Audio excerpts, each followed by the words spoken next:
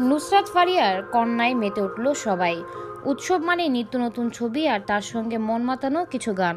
আসছে ঈদেও ব্যতিক্রম ঘটনা, মুক্তির অপেক্ষায় থাকা ছবিগুলোর গান আসছে একে একে। ইতিমধ্যে ঝড় তুলেছে সাকিব খান ইদিকা পালের বরবাদ ছবির থিম সং দ্বিধা।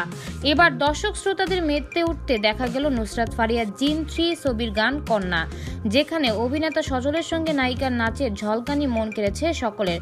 কন্যা কন্যা কন্যা রে, বলবো মনের কথা শোনা রে, এমন কথার গানের দৃশ্যায়নে উঠে এসেছে জাঁকজমক এক উৎসবের আবহ, যেখানে ফুটে উঠেছে নুসরাত ফারিয়ার ট্রেডিশনাল নানা সাজের অবতার।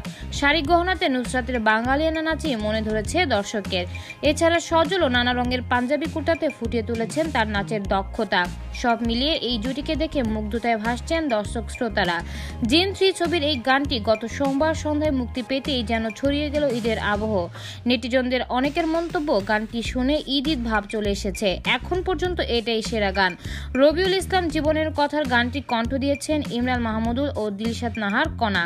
কণ্ঠের পাশাপাশি কন্যার সুর সঙ্গীত করেছেন ইমরান। ইতিমধ্যে গানটি শুনে ফেসবুক টাইমলাইনে শেয়ার করেছেন তারকারাও। চিত্রনায়িকা মাহিয়া মাহি, অভিনেত্রী মেহজাবিন চৌধুরী, তানজিন তিশারাও আছেন সেই তালিকায়। তাদের প্রায় সকলের মন্তব্য করে প্রতিক্রিয়া দিতে দেখা গেছে নুসরাত ফারিয়া, ইমরান মাহমুদুলের। সানিয়া আজমা, রেডিও শহর।